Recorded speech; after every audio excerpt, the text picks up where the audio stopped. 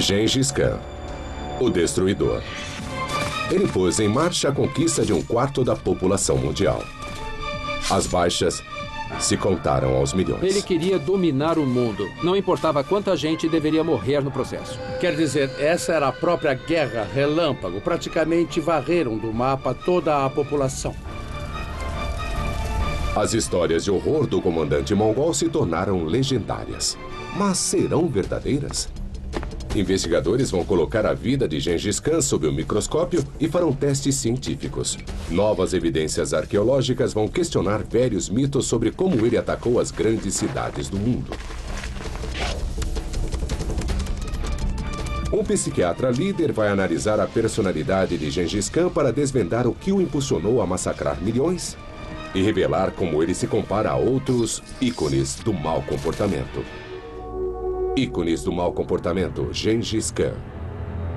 Na era medieval, não houve ninguém mais perverso do que Gengis Khan. Mongol, analfabeto e nômade, ele conquistou no século XIII o que seria o maior império do mundo, com o dobro do tamanho do Império Romano e 1,5 vezes o tamanho dos Estados Unidos.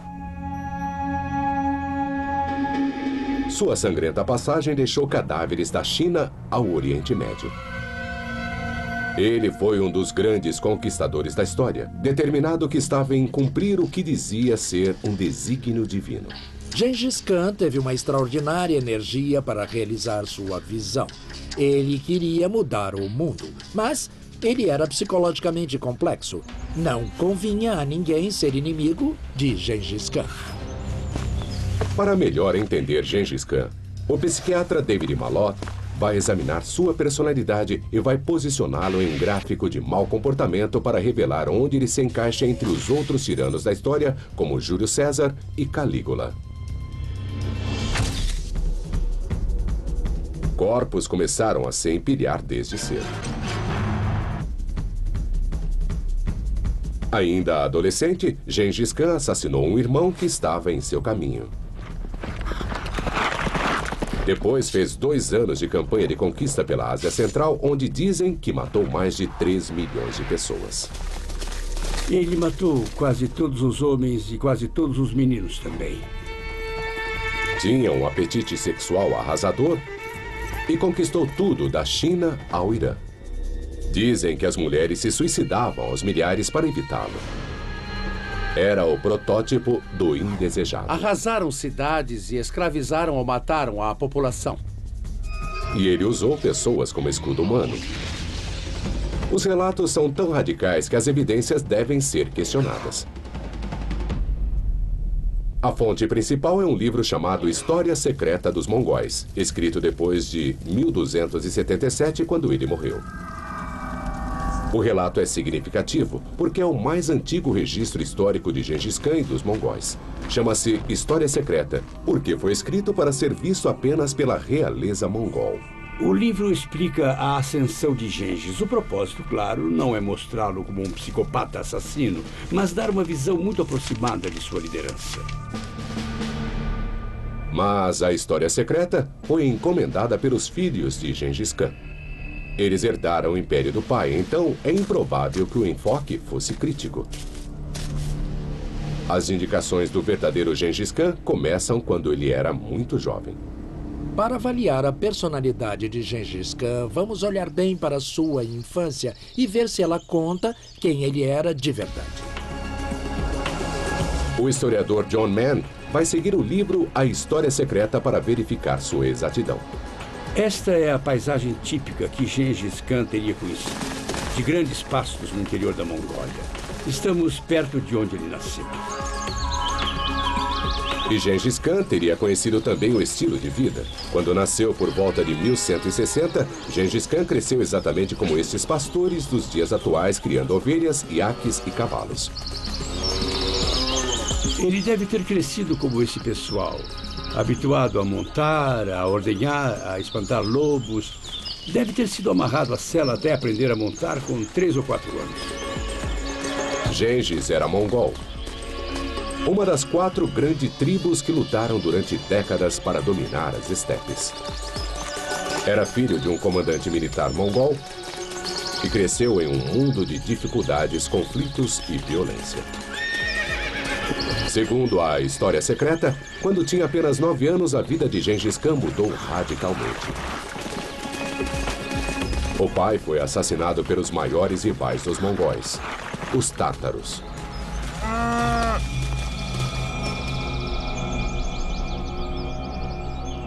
Ele, a mãe, 5 irmãos e uma irmã foram expulsos e foram viver na estepe. Eles deviam ter morrido, mas não morreram. E Gengis Khan assumiu o lugar do pai e teve de reconstruir a família, garantir sua sobrevivência. O único abrigo deles era uma tenda, do tipo que muitos mongóis usam ainda hoje. Como esses traumáticos eventos afetaram o garoto de 9 anos? É impossível superestimar o efeito que a morte do pai dele e o subsequente exílio tiveram nesse menino. Ele ficou confuso, solitário, tornou-se irascível, vingativo, queria bater e matar todo mundo.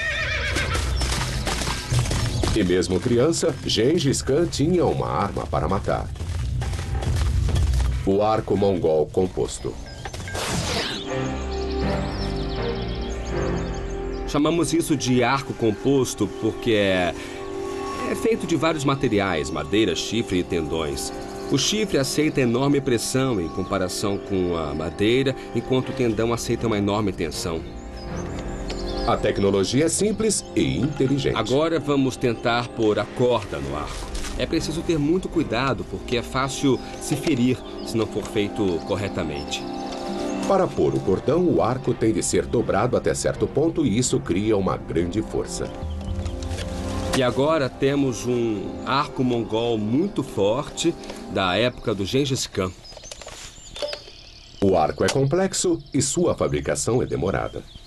Por que os mongóis se deram a tanto trabalho quando já existia um arco mais simples e perfeitamente adequado havia milhares de anos?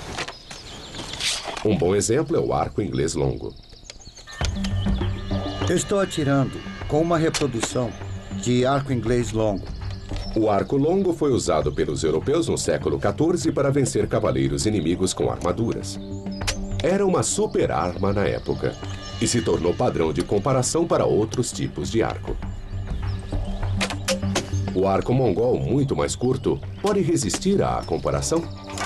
Nesse teste, vão lançar flechas com os 2 arcos em uma placa de latão de 3 milímetros de espessura, equivalente à armadura do cavaleiro. Primeiro, o arco longo.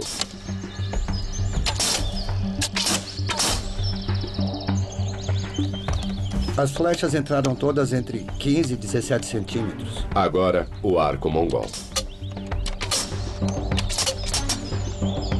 Todas entraram entre 20 e 22 centímetros. A flecha penetrou 5 centímetros a mais. A compensação do trabalho gasto na produção do arco composto está em que a arma é mesmo mais forte. O poder do arco composto mongol supera o icônico arco longo inglês. E isso sem mencionar que os mongóis lutavam do modo como preferiam, a cavalo. Para atirar dos lados tudo bem, mas muitas vezes você precisa atirar flechas na frente, quando ataca, ou atrás.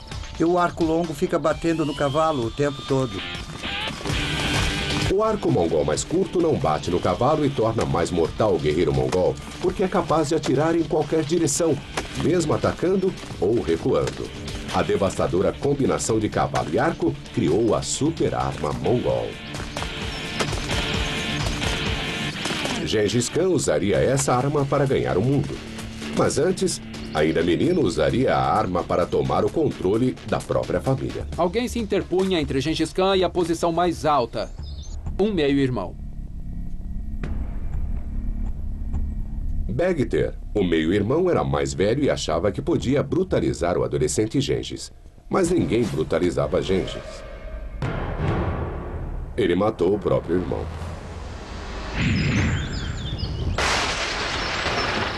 Esse foi o prelúdio de uma carreira de carnificina. Gengis Khan crescia rapidamente. A morte do irmão mostrou que Gengis Khan estava pronto para a vida adulta, pronto para a liderança. Era um homem de ação.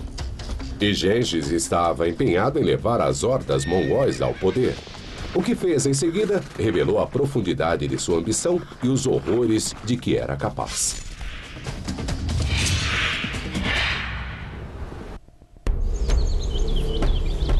Gengis Khan só tinha 9 anos quando o pai foi assassinado por tártaros.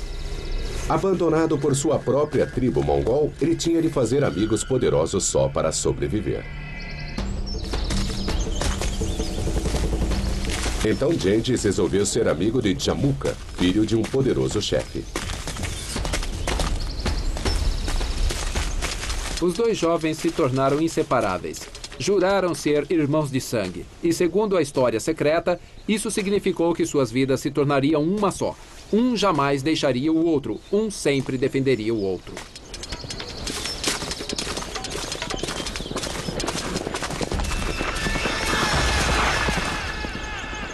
O livro diz que os dois se tornaram estrelas em ascensão no campo de batalha.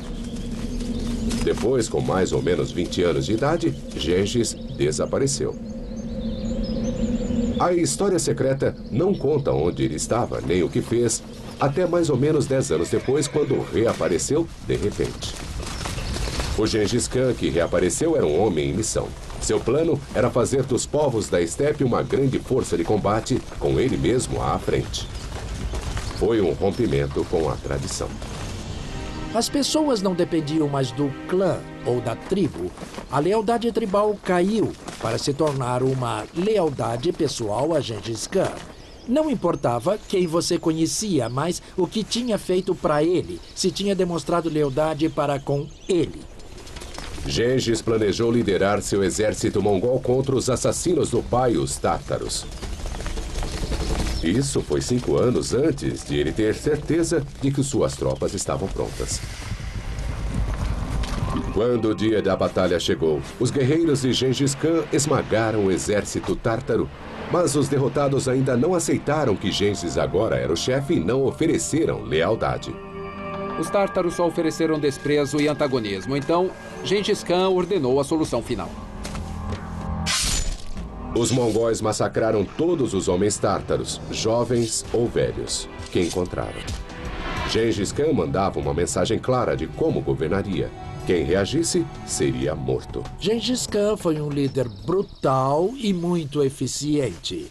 Ele era brilhante, capaz de adotar estratégias flexíveis, capaz de liderar e de se tornar uma figura extremamente carismática. Era impossível deter sua ascensão ao poder. Lendas surgiam de que os mongóis eram imortais.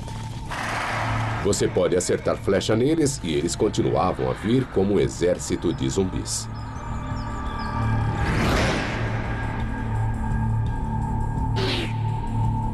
Teriam alguma proteção especial?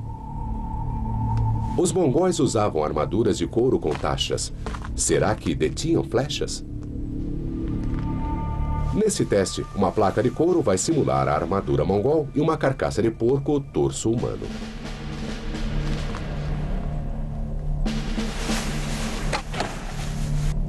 A flecha perfura a placa e a caixa torácica. Se isto fosse a caixa torácica de um guerreiro, ele teria sido muito ferido. Claramente, a armadura de couro não basta. Evidências arqueológicas mostram que os mongóis usavam camisas de seda embaixo da armadura. Outra flecha, desta vez com seda entre o couro e a carcaça.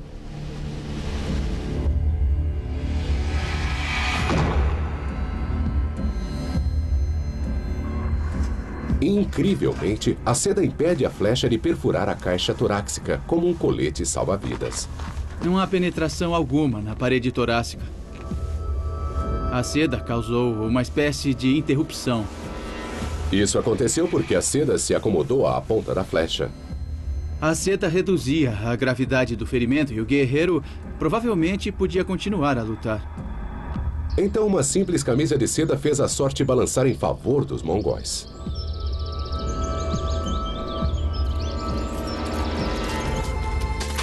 E a vitória trazia a Gengis sua recompensa preferida. Gengis Khan não queria saber de joias ou ouro como prêmios de guerra. Queria mulheres. Ele tinha uma coleção de imperatrizes, princesas e rainhas de beleza do mesmo jeito que um garoto coleciona figurinhas. A história secreta cita várias esposas e diz que ele teve as mais belas virgens das tribos derrotadas. Ele as considerava prêmios de guerra e era insaciável.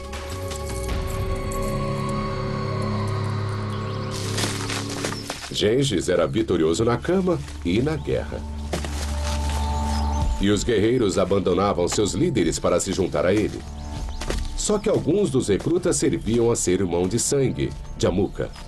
E quando ele acabou com o grupo de homens de Jamuka, Jamuka não achou aquilo aceitável. E os irmãos de sangue se tornaram rivais. Os dois guerreiros teriam de lutar. Gengis tinha uma reputação terrível, mas Jamuka tinha um exército maior. Na noite anterior à batalha, Gengis Khan imaginou um plano brilhante para fazer seu exército parecer maior. Normalmente, cada soldado acendia um fogo. Mas a ordem de Gengis foi que cada homem acendesse 5 fogueiras. No escuro, parecia que tinha um exército muito maior, 5 vezes mais do que tinha. Muitos homens de Jamuka fugiram antes mesmo de a batalha começar. O ardil de Gengis foi decisivo e sua vitória foi retumbante. Os próprios guarda-costas de Jamuka, que deveriam ser seus homens mais leais, o traíram. Esperavam se salvar entregando o chefe, mas não perceberam que romperam o mandamento de ouro de Gengis Khan.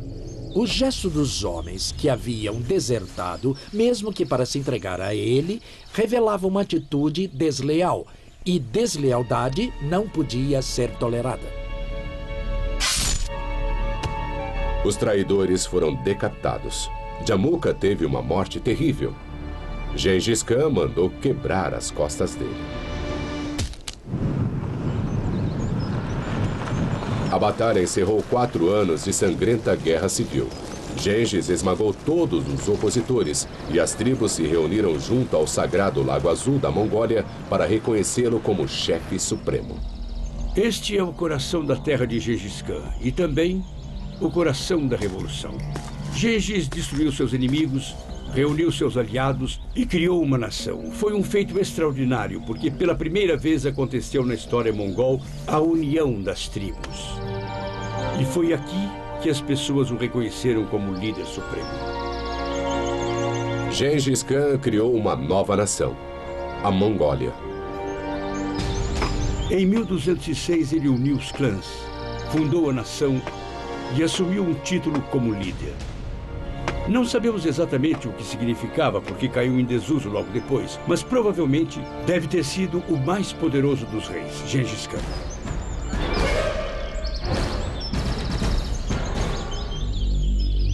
Mas Gengis tinha mais do que apenas o apoio das tribos. Segundo a história chinesa de 600 anos chamada Yaoanshi, ele acreditava que suas ordens vinham diretamente de Deus. A visão dele era de que o mundo tinha sido dado aos mongóis por Deus e que era seu destino concretizar essa incrível ideia. Ele declarava estar em uma missão divina: conquistar o mundo. Ele podia parecer louco, mas não é o que a avaliação psiquiatra revela. Gengis Khan teve uma experiência religiosa.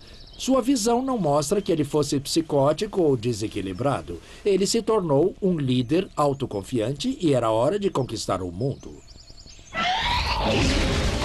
Após destruir uma cidade, ele dizia aos sobreviventes: "Eu sou o castigo de Deus." Os mortos devem ter sido pecadores, senão por que Deus me mandaria? Uma carta terrível que cita Gengis Khan está guardada nos arquivos chineses. Ele disse que tinha um grande trabalho, que era conquistar e unificar o mundo. Ele tinha ambição, mas teria o talento para isso? Ele iria precisar mais do que só talento. Liderar os mongóis no cumprimento de seu destino levaria ao massacre de milhões.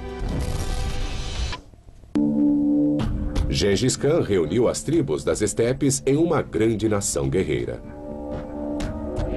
Para realizar sua visão de conquistar o mundo, ele teria de invadir o grande reino do Islã da Ásia Central governado pelo Shah Mohammed II.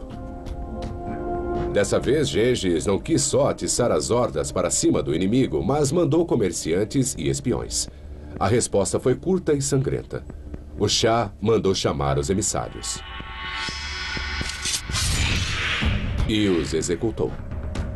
Foi um erro muito grande. Gengis ficou furioso e mandou as hordas mongóis. Os exércitos do Shah debandaram para cidades fortificadas, pensando que os muros e fossos os protegeriam. Imagine o problema: guerreiros a cavalo frente a muros de 10 ou 12 metros de altura. De que jeito poderiam entrar? Gengis tinha feito milhares de prisioneiros e pensou numa solução, brutal como sempre. Atirou todos no fosso e fez uma ponte humana. Para o horror dos homens do Shah, outros milhares de prisioneiros foram feitos de escudos humanos pelos mongóis que avançavam. As pessoas das cidades desistiriam antes de matar seu próprio povo. Eram escudos humanos. Isso é totalmente brutal, mesmo para padrões atuais. Mas ele queria dominar o mundo. Não importava quanta gente deveria morrer no processo. Mas como os mongóis passaram pelos maciços muros das cidades persas? A resposta está aqui, em Marv, a joia da coroa do Império do Shah. Estas ruínas já foram uma grande metrópole. Marv era uma das grandes cidades do mundo medieval. E me lembra a Londres de hoje, com sua sociedade contemporânea marcada pela multiplicidade étnica. Ela foi parte da revolução cultural e intelectual que aconteceu no mundo islâmico. Os grandes muros de Marv tinham 16 quilômetros. A parte de baixo era protegida por um muro maciço com quase 5 metros de espessura e 9 metros de altura. Parecia inexpugnável, mas Gengis Khan aprendia rápido e estudou a tecnologia militar dos povos que conquistou. Seu exército já incluía engenheiros habilitados para sitiar cidades. Mas teria ele construído uma arma capaz de demolir um muro de 5 metros de espessura? Uma equipe de engenheiros vai realizar o teste. Segundo fontes persas e chinesas, a super-arma de Gengis Khan foi o trebuchet, uma peça de artilharia medieval. O trebuchet era o máximo avanço da época em termos de arma. Era como a bomba atômica. Um grande trebuchet atirava bolas de pedra que eram normalmente desse tamanho, mas há registros de pedras do tamanho de um fusca. Marv testaria o poder do trebuchet até seu limite. Ele devia atirar sobre o fosso que circundava Marv e atingir o muro, uma distância de pelo menos 25 metros. Terá ele essa capacidade? 3.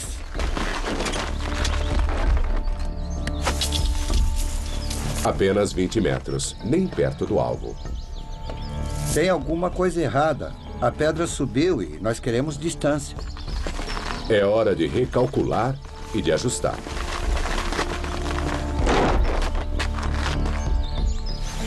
Melhorou. 29 metros! Bem mais do que a distância-chave de 25 metros. Uma vez que ajustaram o alcance, acharam uma parte mais mole dos muros e ficaram batendo nessa parte até ela ceder. O trebuchet funcionou.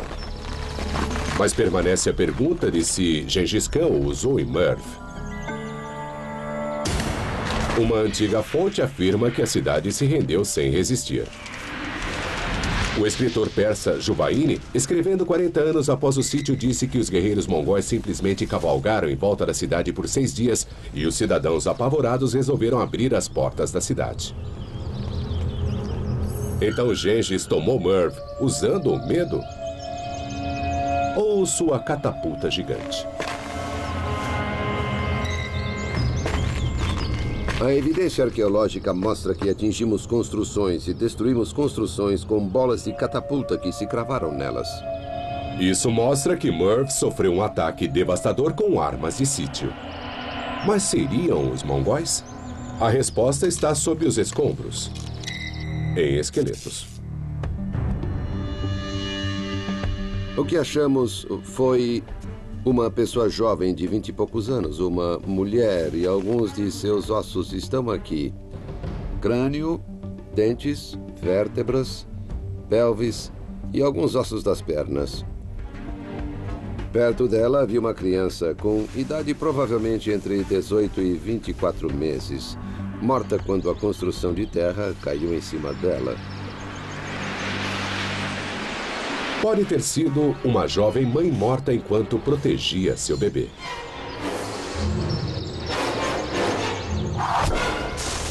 Através da datação científica de fragmentos de barro achados com os esqueletos, os arqueólogos tiveram certeza de que os restos datam exatamente da época da invasão mongol. Estamos vendo uma baixa do sítio dos mongóis. Os mongóis não só apavoraram a cidade até a rendição, arrebentaram tudo para entrar.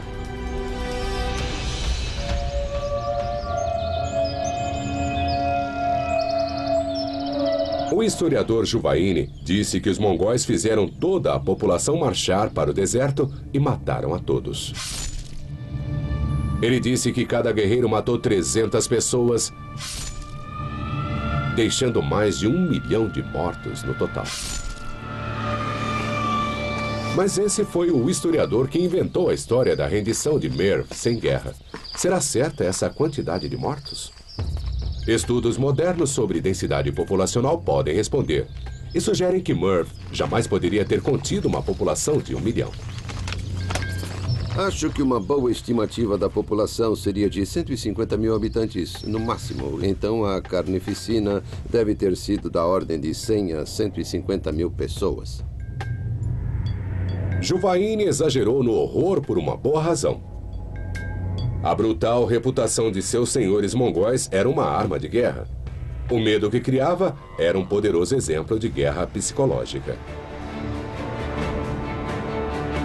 Gengis Khan era mestre em táticas de terror. Ele sabia exatamente como espalhar o terror no coração do inimigo e usou essa tática a vida inteira. Os mongóis rasgaram a Ásia, deixando uma trilha de cadáveres. Relatos persas dizem que mataram 3 milhões de pessoas, e cada vitória trazia mais e mais mulheres cativas para alimentar o insaciável apetite sexual de Gengis Khan. E as coisas ainda piorariam, quando Gengis Khan varreu do mapa toda uma civilização. Em 1226, Gengis Khan tinha passado 20 anos em uma das maiores conquistas territoriais da história. Ele se engajou em 5 sangrentas campanhas de expansão para criar um império que cobria mais de 20 milhões de quilômetros quadrados. Mais de 30 milhões de pessoas viviam sob seu governo. Foi uma grande realização para um menino das estepes. No auge, o Império Mongol se estendia do Pacífico até a Europa. A realização de Gengis Khan é nada menos do que extraordinária. Para fazer um paralelo com os Estados Unidos, temos que imaginar que um escravo analfabeto ganhasse a liberdade, escrevesse a Constituição, libertasse a América e depois conquistasse tudo, do Canadá até o Brasil. Ele deu aos mongóis uma linguagem, leis e alfabetização. Ele criou uma nação unificada que seria uma nação de leis, de gente alfabetizada, de administração centralizada e, no fim, uma nação expansionista. Ele estabeleceu governos nas terras conquistadas, consolidando o que tinha conseguido na Mongólia. Ele construiu um legado. Conquistar é a parte fácil.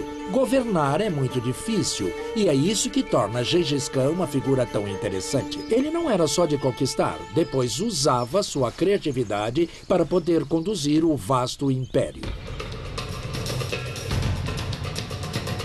Gengis já estava com mais de 60 anos, idade alcançada por menos de 10% de seus contemporâneos e o dobro da expectativa de vida do século XIII. Mas a idade não o suavizou. Psicologicamente, ele ainda era estimulado por motivos simples. Gengis Khan era motivado por 2 grandes fatores. O primeiro, claro, era sua visão. Sua vontade de conquistar o mundo e criar uma nova sociedade. O segundo, que apoia o primeiro, era a lealdade. Tinha de haver resultados. Rivalidades não seriam toleradas. E não importava se a rivalidade era nova ou antiga. Gengis Khan ficou remoendo seu rancor 7 anos contra uma poderosa civilização do norte da China, a dos Tanguts. Os Tanguts eram um povo de grande cultura. Qualquer pessoa de Nova York ou Chicago hoje em dia reconheceria essa gente como sendo muito sofisticada. Tinham literatura, tinham arte, tinham moeda, tinham um governo centralizado, tinham grandes cidades e eram muito, muito ricos. Em 1209, Gengis fez um acordo com os Tanguts. Ele os deixaria em paz e, em troca, eles dariam guerreiros quando solicitado. Mas quando a solicitação veio 10 anos depois, os Tanguts disseram não. Quebraram um acordo de lealdade e confiança. O pior dos pecados para Gengis. Os Tanguts cometeram um grande erro quando recusaram mandar tropas a Gengis Khan. Ele ia voltar, e ele ia voltar com uma vingança. Os Tanguts tinham tudo para se sentir seguros. Era uma superpotência regional com uma população de vários milhões de pessoas. Seu território era defendido pelo vasto deserto de Gobi e por uma grande barreira de montanhas ao longo do norte da China. Mas Gengis conduziu os mongóis por esses obstáculos e suas terríveis hordas revelaram uma habilidade devastadora para uma força de conquista: a rapidez. Moveram-se mais depressa do que Patton pela Europa em 1944 ou do que a Guerra Relâmpago Alemã na França. Essa foi a própria Guerra Relâmpago. Foi devastador. Os mongóis destruíram totalmente os exércitos chineses que encontraram. A idade não parecia importar nessa grande campanha. Gengis Khan ainda era muito enérgico. Nessa campanha, vemos bem as características dele. Sua energia, sua liderança, sua ambição para conseguir. Mesmo que isso custe a vida de milhares ou centenas de milhares de pessoas. Essa era a paixão dele. Ele reviveu isso psicologicamente durante essa campanha. Ele varreu a China e empurrou os Tanguts para suas cidades. Eu não posso deixar de pensar que os Tanguts foram burros. Eles deveriam saber, a essa altura, o que os mongóis faziam às cidades. Conseguiram se transformar em alvos perfeitos para um exército que já provou que podia irromper numa cidade quando quisesse. E ele veio com seus devastadores trebuchês, que a essa altura já não lançavam só pedras. 1, 2, 3, Gengis Khan mostrou que aprendia rapidamente quando confrontado a uma nova tecnologia de guerra, e dos próprios chineses, ele descobriu uma nova arma: a bomba incendiária. Descrições em fontes do Oriente Médio escritas logo antes de Gengis Khan até trazem detalhes de como fabricar a bomba incendiária. Nós vamos reproduzir uma antiga receita de Gengis Khan. Vamos aos ingredientes: piche, resina, um ingrediente interessante, gordura de golfinho e 5 partes de gordura renal de bode dissolvida. Essa combinação resultaria em uma bomba incendiária? Obviamente não vamos usar gordura de golfinho hoje, mas o teste vai usar ingredientes com as mesmas propriedades. Por experiência, eu acho que vamos fazer muita fumaça. Vamos ter alguma coisa viscosa que vai grudar onde pegar e que vai queimar por muito tempo. O material é perigoso, mesmo para um profissional bem equipado. Essa mistura é perigosa. Sempre que se pega e mistura materiais com propriedades químicas diferentes, nós não temos certeza de como vão reagir. Os ingredientes criaram um líquido pegajoso. Uma simples embalagem de argila transforma a coisa em um míssil mortal. Colocamos os ingredientes dentro e vamos acender o pavio. Vamos atirar e ver o que dá.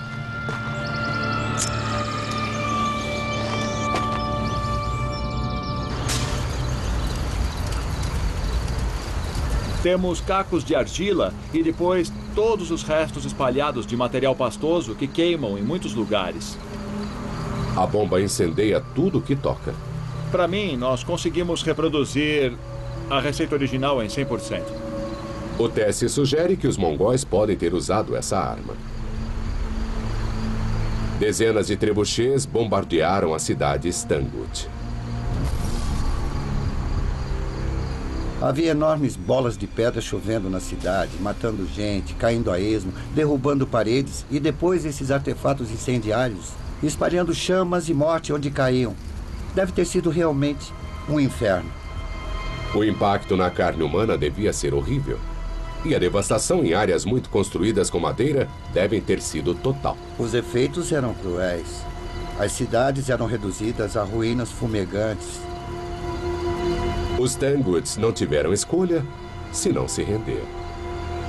Seu rei foi a Gengis Khan pedir clemência. Mas ele ficou esperando, porque Gengis Khan estava morrendo.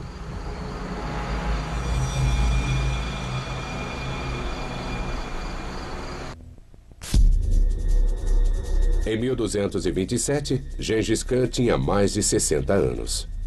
Após uma brutal campanha que durou vários meses, ele conquistou uma grande civilização no norte da China, a dos Tanguts. A selvagem invasão foi conduzida de um comando móvel como este. Esta é uma tenda real, o tipo da coisa que Gengis Khan levava com ele nas campanhas. Tem 10 metros de diâmetro por 5 ou 6 de altura, e ele precisava do espaço para preleções militares. Mas o que ele não podia saber é que o trono de onde dava as ordens se tornaria de fato seu leito de morte. Há muitas teorias sobre o que matou Gengis. Alguns dizem que ele sofria de um velho ferimento de flecha. Outros que ele simplesmente caiu do cavalo, ou que uma de suas rainhas o envenenou. Mas acho que há outra explicação. Havia tifo no exército. E acho que ele acabou pegando isso. Seja o que for, tudo acabou em uma semana. Gengis Khan morreu em 1227. Como na maior parte de sua vida, sua morte teve consequências terríveis.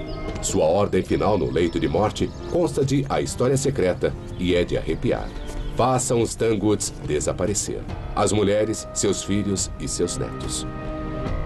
Seu leal exército obedeceu. Gengis Khan morreu em um oceano de sangue Tangut. Não se sabe quantos foram mortos, mas a cultura inteira morreu. Eles erradicaram a nação Tangut da face da terra, arrasaram cidades e escravizaram ou mataram a população. Gerações de imperadores Tangut estavam enterradas sob esta formidável pirâmide. Os mongóis arrombaram tudo e esmagaram os ornatos das fachadas. Qualquer coisa Tangut devia desaparecer. Os livros foram destruídos, a classe sacerdotal também, as pessoas mortas. Foi o que se pode chamar de genocídio. Uma civilização foi varrida da face da terra. Só o que resta hoje são alguns sinais de sua cultura e as ruínas de grandes túmulos imperiais. Em apenas 21 anos, Gengis Khan passou de camponês analfabeto a construtor do maior império do mundo. No fim, o território controlado pelos mongóis tinha o dobro do Império Romano ou do Império de Alexandre o Grande. Gengis Khan construiu uma dinastia que garantiu seu império por mais de 100 anos. Sua realização faz de Gengis Khan uma das figuras mais controvertidas da história. Na Mongólia de hoje, ele é reverenciado como o homem que fez da Mongólia uma superpotência mundial. O lado do lago foi transformado em santuário de Gengis Khan. E prova que ele está vivo e bem e que vive no coração dos mongóis de hoje. Gengis Khan pode ter construído um dos maiores impérios do mundo, mas o modo que ele fez, seu nome ainda inspira terror e ódio em muitas partes da Ásia. Onde quer que ele fosse, cadáveres se empilhavam, desde o precoce assassinato do irmão até o genocídio dos tártaros e os holocaustos de Merv e da China. Ele usou gente como escudo humano. Ele fez isso tudo para realizar o que acreditava ser uma ordem divina, dominar o mundo. Então, onde esse comportamento basicamente mau o coloca na escala psicológica dos tiranos? Gengis Khan não era um psicopata. Ele usou a violência para chegar a um fim, sua ideia fixa de perseguir e realizar sua visão de império. Ele não matou por prazer, como Calígula, que era realmente psicopata. Gengis Khan está na outra ponta da escala, um assassino obstinado. Mas há outra dimensão que é chave para entender sua personalidade. As pessoas falaram de seu magnetismo animal e ele mostrou sua dominação política através de um insaciável apetite sexual. Esse tipo de comportamento se situa alto, muito alto na escala do predomínio sexual. Este é o perfil psicológico de Gengis Khan. E quem na história tem traços parecidos? Temos de achar alguém que seja tanto conquistador quanto administrador. Alguém que tenha sido amado por seu povo. E nesse particular ele tem um excelente modelo, Júlio César. Ambos conquistaram o mundo e se entregaram uma visão e se deitaram com todas as mulheres que puderam. Mas os relatos de tantas conquistas sexuais poderiam ser mais uma lenda. Até agora. O maior laboratório de pesquisa genética do mundo topou acidentalmente com uma das mais reveladoras evidências da vida de Gengis Khan. Nós estávamos querendo entender a origem das populações da Ásia. A equipe de pesquisa colheu amostras de sangue de mais de 2.000 homens asiáticos. E foi feita uma leitura do DNA das amostras. E o DNA foi mandado ao laboratório. Estavam procurando microsatélites, sequências de DNA onde um trecho de código genético se repete sucessivas vezes. Esses trechos não são padrão para os humanos. Seu exato comprimento varia de pessoa para pessoa e é uma medida de como somos diferentes uns dos outros. Vimos variantes de diferentes indivíduos e populações para ver se havia diferenças entre as populações ou não. Como as amostras de DNA vieram de toda a Ásia, os pesquisadores esperavam que os microsatélites tivessem diferentes comprimentos. O que encontraram foi uma surpresa. O que descobrimos com a análise é que havia uma grande proporção das amostras que compartilhavam a identidade de descendentes. 8% das pessoas tinham microsatélites quase idênticos. A única explicação possível é que tenham um ancestral comum cujo DNA se encontra em todos eles. Os cientistas puderam estimar quando esse ancestral teria vivido. Há cerca de 1000 anos.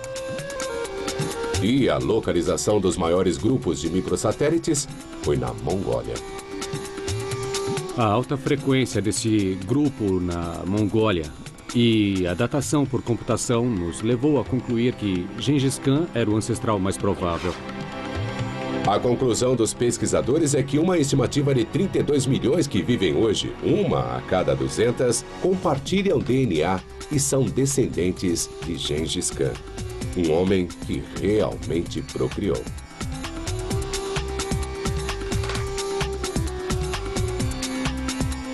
A ironia é que um homem a quem se acreditam assassinatos em massa e a eliminação de uma civilização inteira acabou gerando muito mais vidas do que destruiu. Apesar de Gengis Khan não ter construído cidades e ter deixado poucas relíquias, seu legado permanece.